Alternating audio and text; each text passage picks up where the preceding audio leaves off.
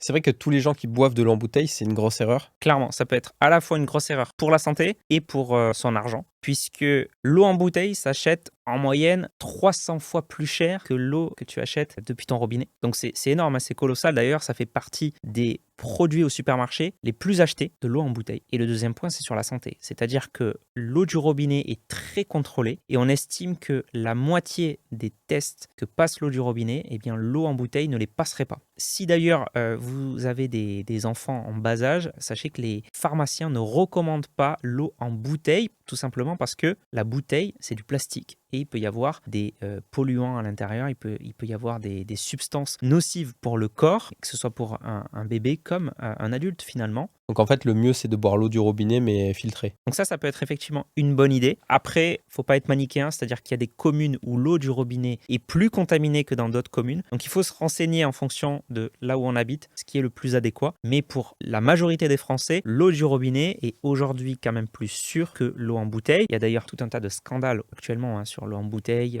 Il y a pas mal d'affaires en cours. Il y a aussi quelques scandales sur l'eau du robinet, évidemment. C'est du cas par cas. Si on doit faire une généralité, il faut préférer toutefois l'eau du robinet. Donc ce qu'il faut regarder, c'est en fonction de votre commune et aller sur le site dansmoneau.fr. Je parle d'investissement tous les jours et t'es toujours pas abonné. Alors si tu veux te lancer, bien gérer tes finances personnelles et appliquer des stratégies simples et efficaces, abonne-toi.